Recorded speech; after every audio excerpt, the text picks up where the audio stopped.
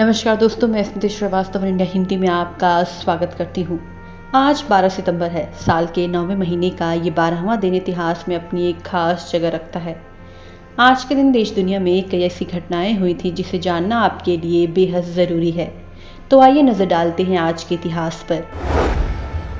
स्वतंत्रता सेनानी इंदिरा गांधी के पति और लोकसभा के प्रभावशाली सदस्य फिरोज गांधी का जन्म आज ही के दिन 12 सितंबर साल 1912 को मुंबई के एक अस्पताल में पारसी परिवार में हुआ था। इंदिरा ने अपने पिता जवाहरलाल नेहरू की मर्जी के खिलाफ फिरोज गांधी से शादी की थी। दोनों की लव स्टोरी बहुत चर्चित रही थी। कहते हैं कि दोनों की मुलाकात 1930 में हुई थी। फिरोज गांधी भारत के एक राजनेता और फेमस पत्रकार थे। वे लोकसभा के सदस्य भी रहे।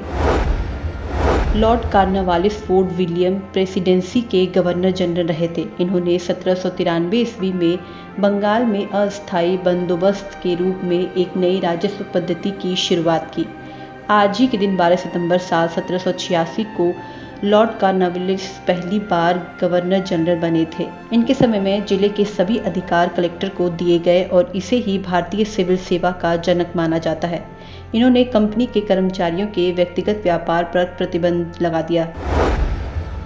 तैमूर लंग 14वीं शताब्दी का एक शासक था जिसने तैमूरी राजवंश की स्थापना की थी। उसका राज्य पश्चिमी एशिया से लेकर मध्य एशिया होते हुए भारत तक फैला था। उसकी गणना संसार के क्रूर हत्यारे, लुटेरे, दंगाइयों में की जाती थी। वो बरलस तुर्क खानदान में पैदा हुआ था। उसका पिता तुर्गाई बरलस तुर्कों का नेता था। भारत के मुगल साम्राज्य का संस्थापक बाबर तिमूर का ही वंशज था। तैमूर लंग आज ही के दिन 12 सितंबर साल 1398 में सिंधु नदी के तट पर पहली बार पहुंचा था।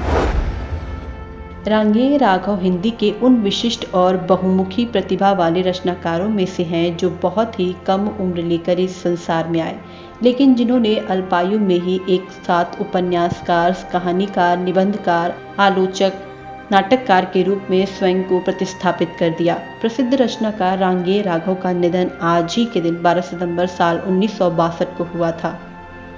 फिलहाल के लिए खबरों में इतना ही। तमाम अपडेट्स के लिए देखते रहिए वन इंडिया।